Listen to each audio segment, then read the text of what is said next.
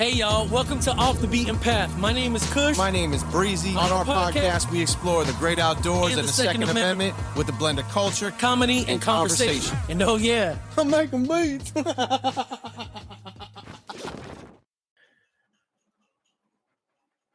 Are we good now? Oh, we're good. All right, everybody. We want to say thank y'all for tuning in for another episode of Off the Beaten Path. For those of y'all who know us, I am Cush. That's my brother Breezy. And for those of y'all who don't know us, thank you for listening to the first time. And we have an amazing guest tonight. I feel like I'm going to be saying that this entire season because if you haven't heard in the previous episodes, we're going to say this every episode. We are exclusively highlighting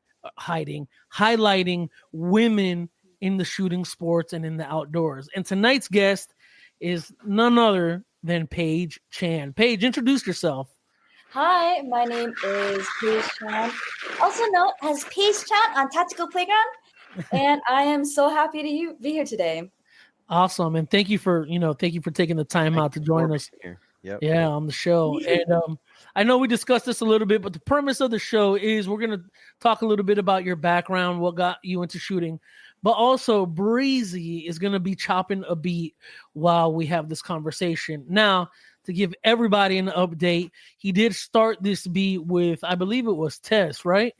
Yeah. And so now he's going to work on finishing this beat. With the theme of the season 2. Yeah, the theme of the season 2, yeah. Chopped up ladies now. So remind the listeners, what sample are you chopping up? Yeah, of course. So this is the parts of it that I have, but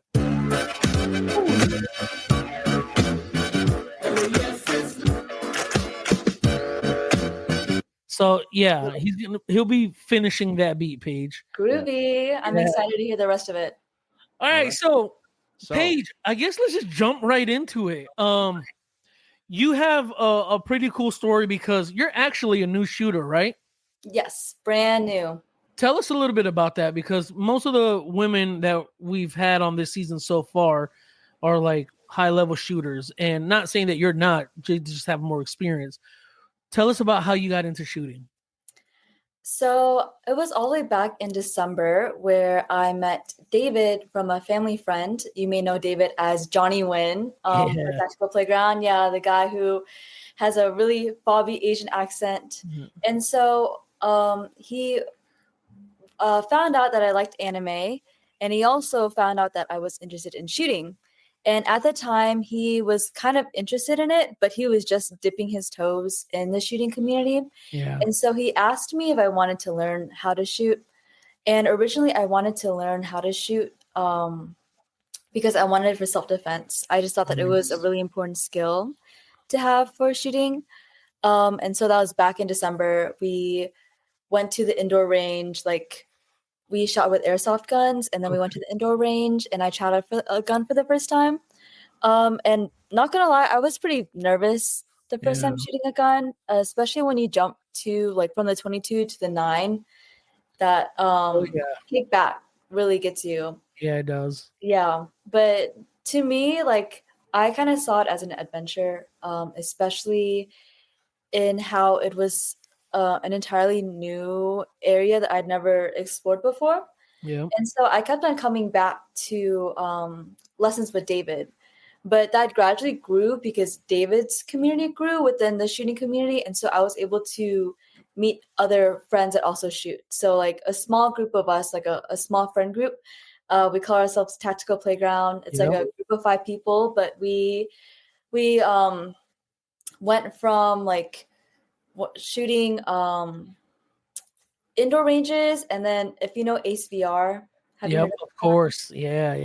So we shot a lot of Ace VR, and it started getting real when we went to a convention. And I want to bring this up because I feel like this kind of it's my proud moment so far for being a newbie shooter. So we went to the NRA gun convention in Georgia.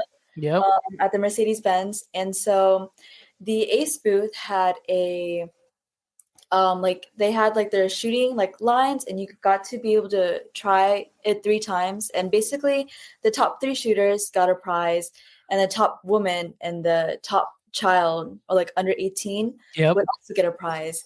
And so David called me up, and then one of our other friends called, and we so we practiced we practiced a little bit beforehand, went to the convention, ran through 3 rounds, and I ended up getting second place, but the first winner didn't show up. So I ended up getting the prize for the shooter, which is really cool. That is, that's awesome. Yeah. That's the cool. prize for that was like an AR, like a Rose AR. Really? Yeah. But it was cool, and like $100 gift card for Ace VR. But it's really cool because with that money, you could apply it to like another gun that you wanted. Yeah. So we reinvested that into, I might be wrong, it's like the 211. It's like the newest gun from 6 Hour.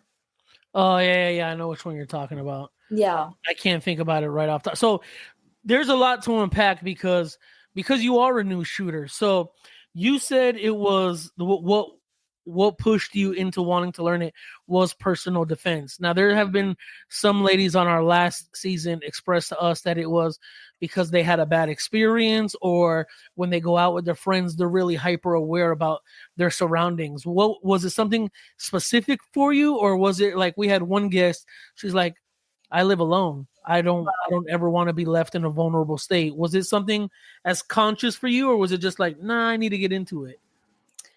Well, I think just being in Atlanta, like I went to Georgia State for 2 years in college. And like I live right across from the racetrack. And if you know what the racetrack at Georgia State is, that's like you would just go into Dunkin' Donuts and then you get an alert on your phone saying that there's an armed robbery next to you. But it's interesting because like before college, I wasn't really exposed to any of that. I was back in like the Ackworth, Kennesaw area, which is a very white area. Yeah. And so the jump was really drastic to go from that to Atlanta and seeing all that. But in particular, I don't think I had any specific event that really sparked that. As for like the past year, me and my friends, we live at a standalone house, but there's a lot of homeless people around in the area. And one of my roommates actually has a gun in our household just to keep us safe. Of course, yeah. But it's also an AR, and to me, like it was great that he was there, but if he wasn't there, then I was like, what do I do? Like I don't have anything. So proactive more than anything. Yeah, that's awesome. One, hats off to you, literally, because I have 2 daughters. Breezy has 2 daughters, and we always emphasize like being proactive about your safety. And I want to get my daughters into shooting as they get older. Yeah. But now you said you don't come from a shooting family, right? You said you don't have a background in that. So my family growing up is very strict, and I also think they're very traditional. Okay. I haven't, to be honest, I haven't really exposed to them like this side of me. And it's been like about almost a year, a little less than a year since I began shooting. Yep. But to me, I really wanted to show that I was capable of doing it before telling them, because I still go to college. I go to Georgia Tech and I'm getting my master's. That's like my other side of me, right? So I have this side of me pursuing master's at Georgia Tech, like the very good traditional Asian girl, like Catholic family. And I still hold true to those faiths. But then this other side of me that really just enjoys like the shooting community, and everyone is very supportive, which I'm very thankful of. Yeah, it's very much encouraging. That's one thing I want to go ahead, Bree. Sorry, I was going to say there's a bunch of points that you made that I'd love to speak on, but we talk about that a lot because it's amazing. It's a great community, the firearms, the 2A community, and they're always willing to pour into you. You can be, and I want to figure out, because this is good, what is the threshold for a new shooter? You know, when do you go from new to whatever the next level is? Yeah. And just, I'd also want to ask, like, were you intimidated by firearms, or was that something that you were kind of interested in and you saw one and you said, let me learn more about this?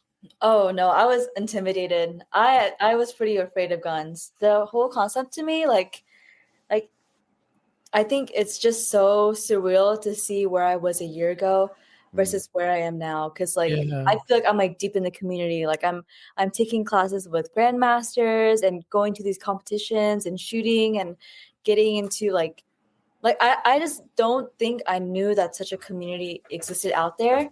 And it's really something that in my head, I was just like, let me give this a shot. Like, let me give this a chance. But that one chance was really all it took for me to get hooked onto it. Yeah. So now, like, let's talk. I want to talk. So culturally, right? What is your background? So I'm Vietnamese. I'm full Vietnamese. Oh, Yeah, my parents came to America when they were around like 3 and 7. Yeah. Around it. So they came pretty early too. And they're a little bit Americanized. Yeah. In that sense. But still, the traditions are hold true. Yeah. Yeah. And that's completely understandable. And, so if they came here, then were you born here? Are you first generation American? Yes. Yes. Yes. I was born back in Wisconsin. Oh, wow. Wow. Yeah. So then there's absolutely that dichotomy of like, I've had this conversation, the philosophical with my immigrant friends, or rather first generation friends here in South Florida, because, there's a big Haitian community down here and massive Latino community. And when we were growing up, I'm 41, you were either black, white, or other, right? And so in the house, I'm very much Peruvian, but outside of the house, I'm American. So you have that dichotomy, and I completely understand like why there's hesitation, or maybe reservation is the better word, of why you haven't told your family just yet, because culturally there is a boundary you do have to eventually push. And honestly, I know I have friends, Asian friends. I know their families are really big on being like, masters of something, like, don't show me something unless you've become an expert in it. So that's commendable on your behalf, because you are taking the training seriously for yourself, right? So that's pretty cool. So you've been dry firing and practicing for under a year, and then you finally got your hands on a real firearm back in December, right? Well, let me rephrase that. I actually have not done any dry firing yet. Oh, okay. And that's because I don't own a gun. I use like David's and friends, like I borrow their guns. Okay. So any like videos that you see of me shooting is either I train out on the outdoor range, or I compete. So like that, I feel like that minimalizes my experience even more. Yeah. New shooter. And what is that? You want to get that experience before you purchase your own or have your own firearm? Are you so we have that new gun coming in. We're just waiting for it to come in, and that would be the gun that I would practice with. Oh, nice. And do you plan to I know you said personal protection is part of it. Do you plan to everyday carry, or is it I plan to one day. Okay. Or hopefully, yes. Okay. Is that a thing of comfort? I think it's just something that I haven't really thought about yet. Yeah. I think that initially, like I came into shooting for self-defense, and that still is my intention.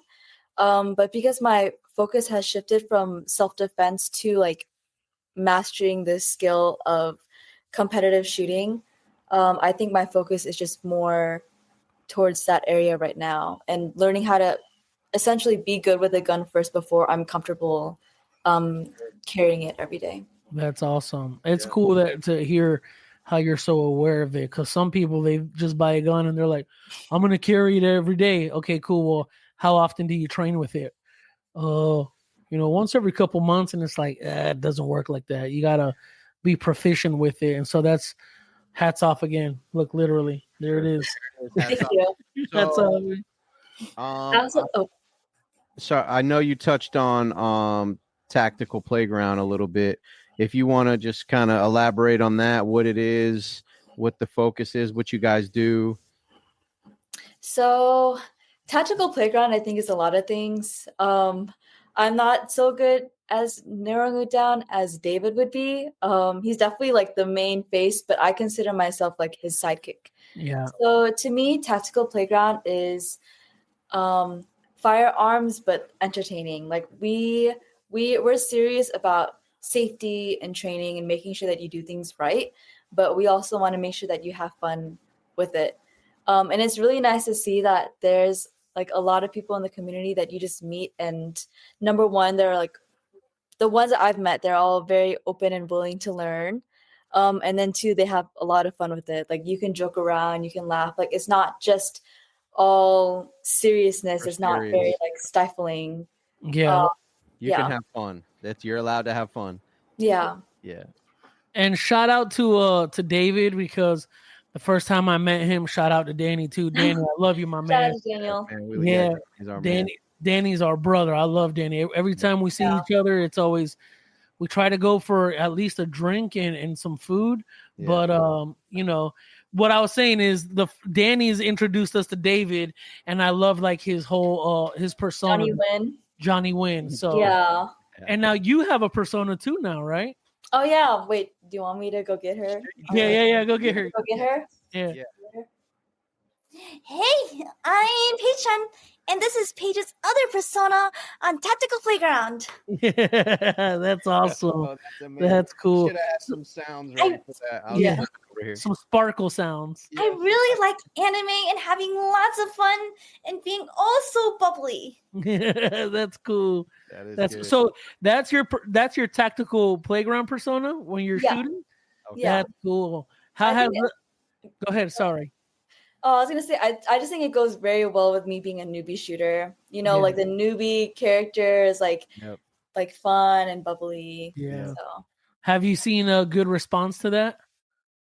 I mean, so far I have. I think, and I don't know. I feel like there's always gonna be haters. Of course. And like they say, if you don't have haters, and you're not doing it right. And so I think for the most part, though, like all that matters to me is like the people around me that I care about, especially friends, like they think it's so funny. They're like, because it's such a switch from my regular voice to like my Paige Chan voice that every time I bring it up with someone like new, it catches them off guard. Oh yeah, I can picture that. Like, what is this? What's happening? And it's like, it's my alter ego, my persona.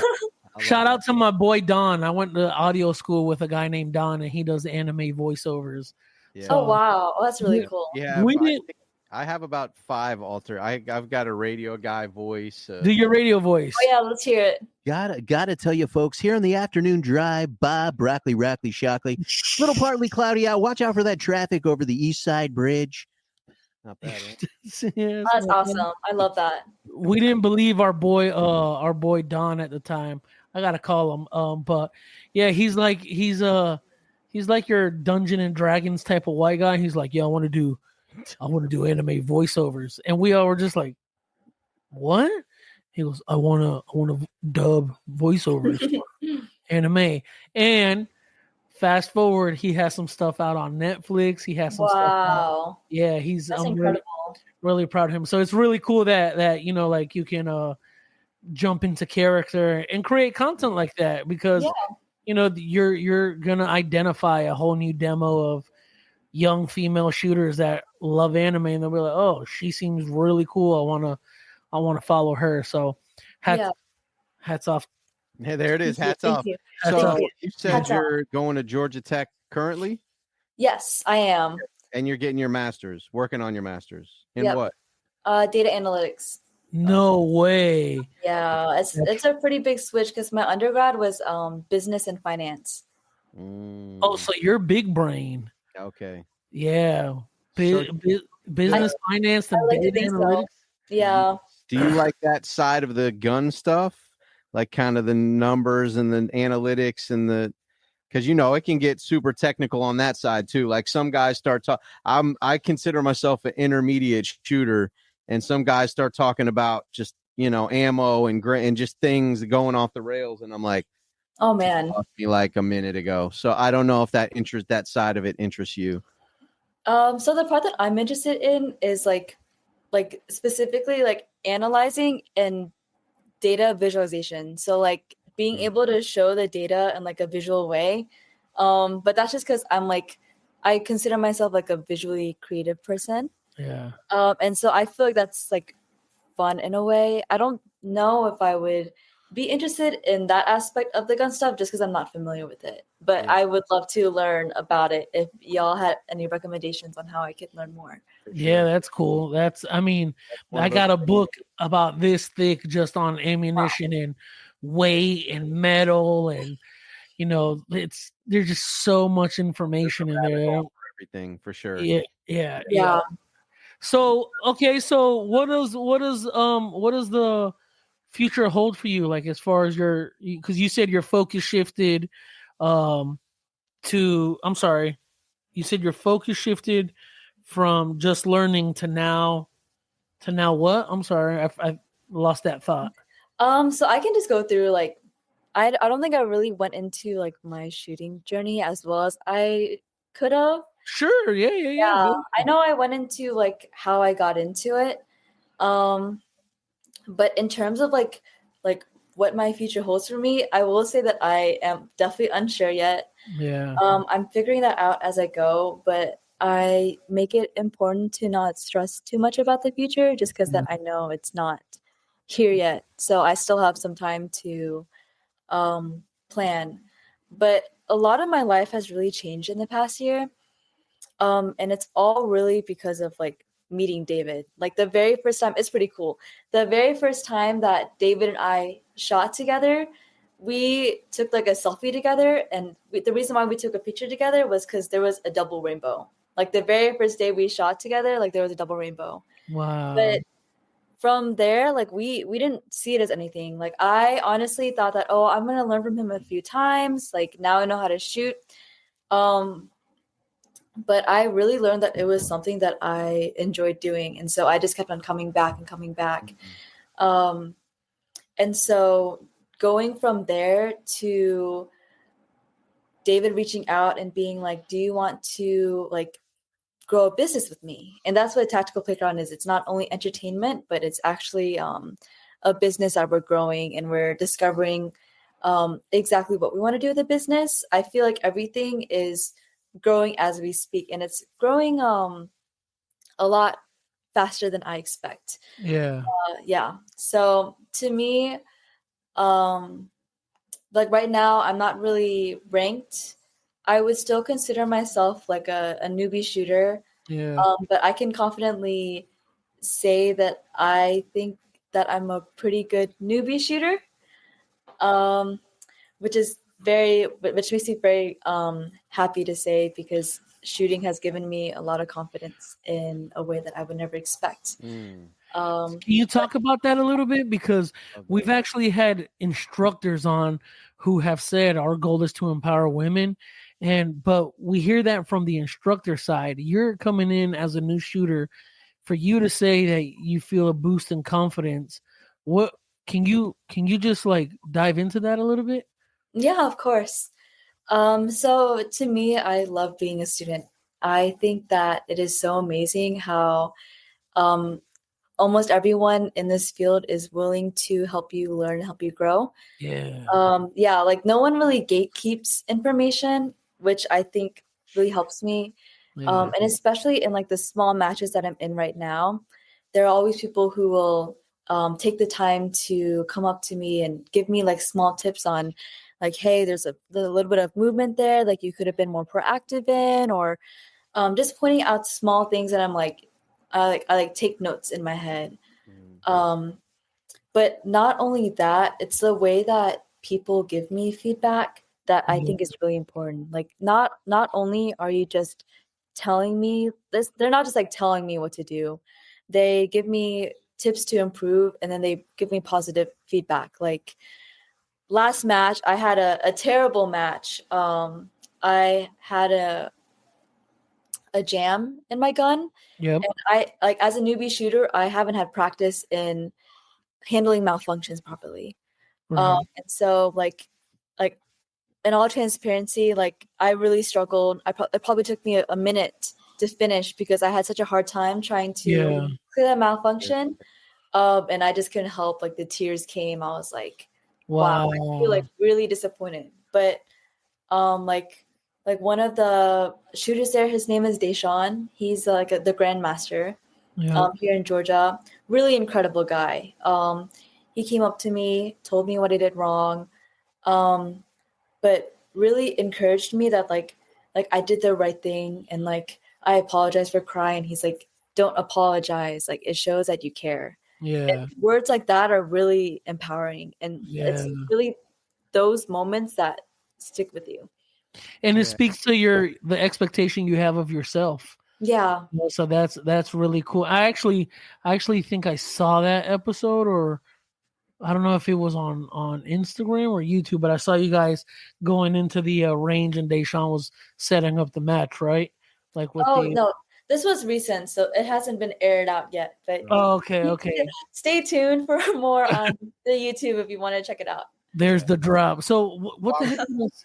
I was going to say, even like you were saying, probably most people do. I was around firearms and guns as a kid because my dad hunted, but I think most people, maybe I'm off on that, have a healthy fear of firearms.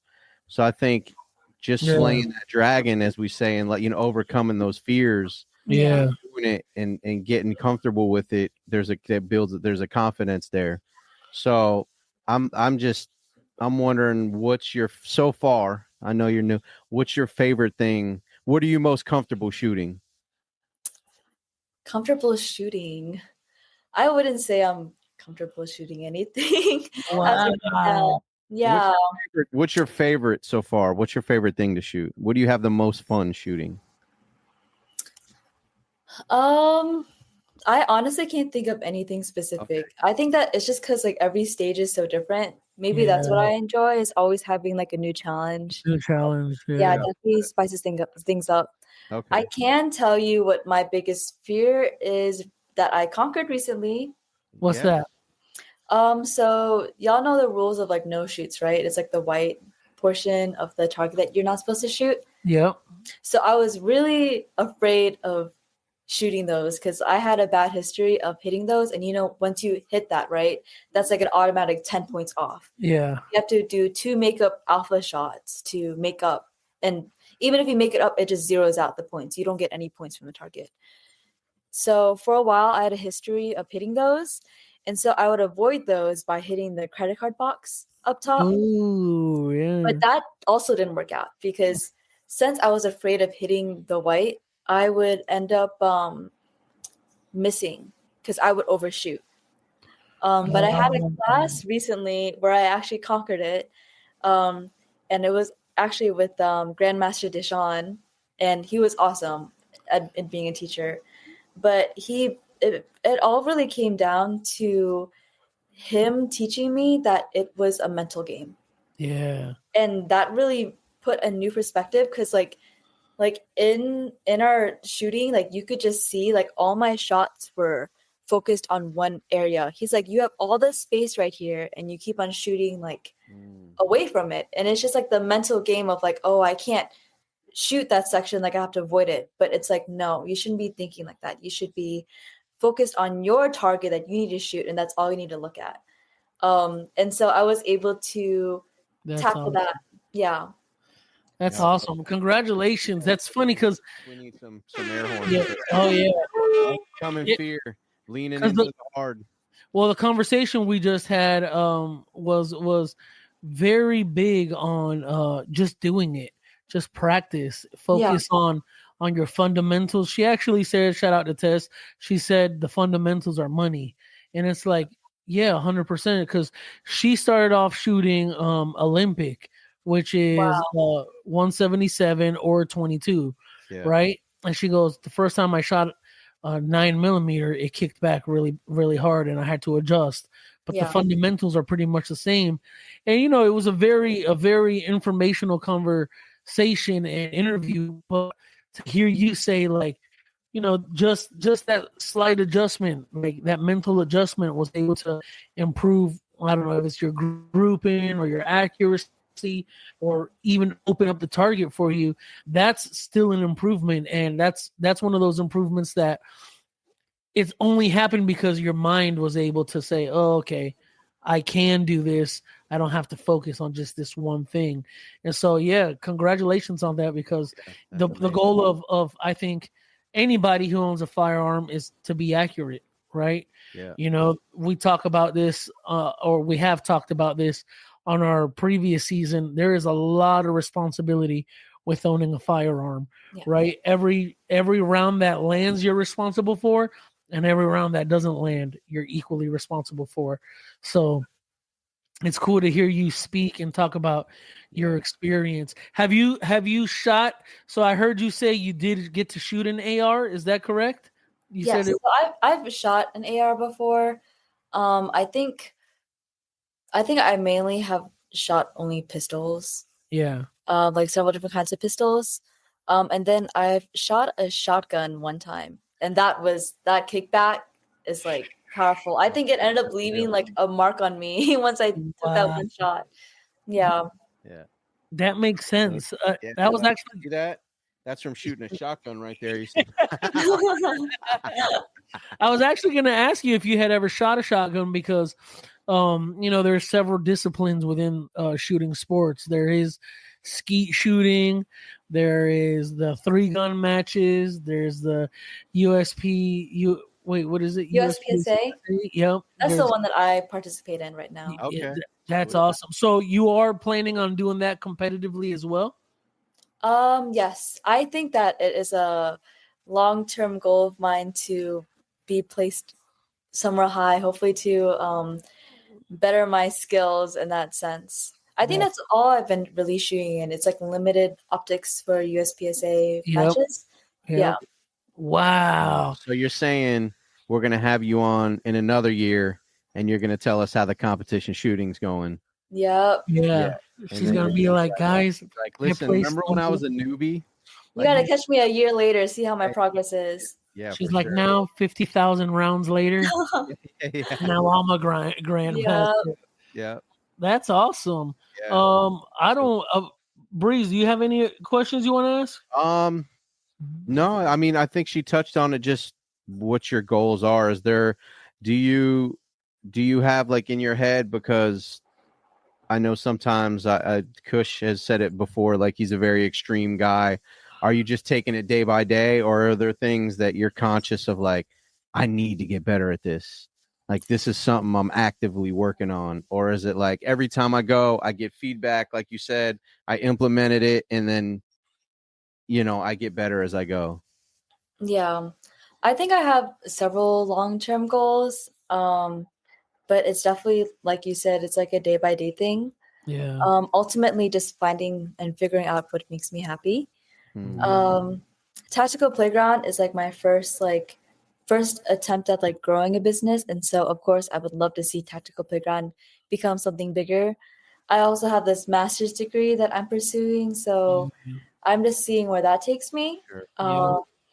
But with me growing Tactical Playground like that, there's like two aspects, which is improving myself as a shooter. That's number one. Number two is being supportive of the people around me, especially since like the team and Tactical Playground, they have really kind of like birthed me. They've like birthed me, and they've raised me as their own child in the shooting field. Yeah. So what is the goal of Tactical Playground? Because you've referred to it a couple times as a business. Do you guys want to bring more Asian shooters into the space, or create content that, like, what's the goal for Tactical Playground? I think overall, just being accessible, I'd say, is a good way to phrase it. And number one, like our entertainment. I think that being entertaining definitely opens us up more as like a more friendly group, that you shouldn't be afraid to ask questions. You shouldn't be afraid to learn, right? Because that was me. Like, I was afraid of learning. I was afraid of holding a gun. But Tactical Playground makes that more fun. And so like parts of Tactical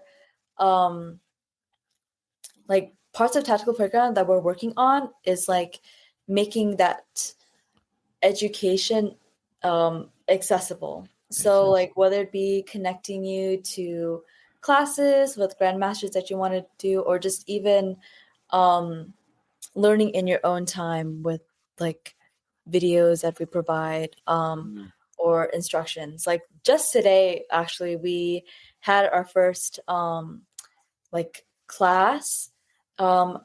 It was me and Johnny Wynn, and we just spent the day giving an intro to a 16-year-old girl. Wow. So like to me, like I was watching her learn with the airsoft gun, and like shooting a gun for the first time. And I was also hearing her story, and basically an overview of her story is that like she wants to get into acting, and she wants to be more confident, and she thought that shooting would be something that she could put into acting. There it is. And she also likes anime too. But it was really cool because like me like watching her was like watching where I was like less than a year ago. Yeah. But then David was watching me teach, and it was my first time being a teacher. And it was like him watching me was like looking at him when he was first teaching me.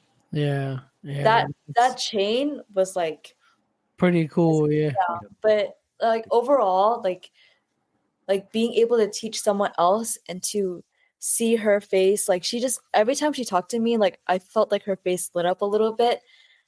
She just thought that it was really cool that like I just seemed confident in shooting, and I seemed like I knew what I was doing, and that I was like eager to talk to her. And that made me feel really good to be able to like be an instructor. And I'm sure you've heard this story before from other instructors where they feel great like empowering other people. Yeah. Just like you said, there's not a lot of gatekeepers in this space. People will pour into you and say, hey, I want to learn. And I want to know this about you. Was it because we have funny side story? We brought a photographer to a influencer event, and he's a great photographer, but he's always doing weddings, and he's never been in even around firearms.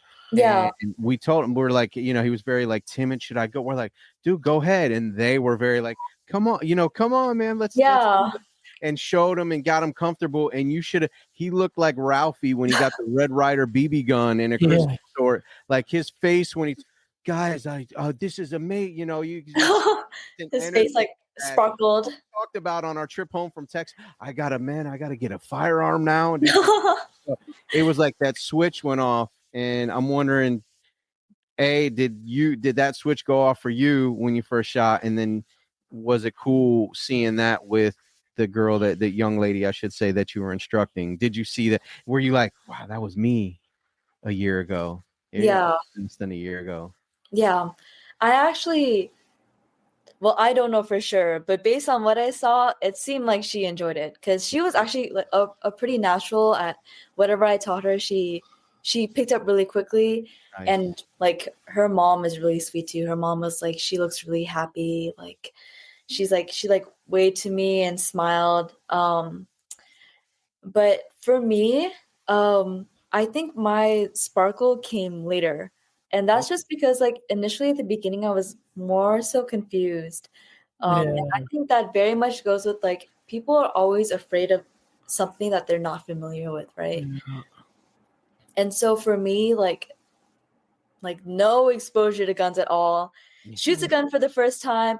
I'm like, wow, this kickback is like crazy. But I think the feeling of it is kind of cool. Like the feeling of the gun, and also like the positive feedback of just being like, oh, like you hit that target. Oh, that's really cool. Like you're doing really good. Yeah.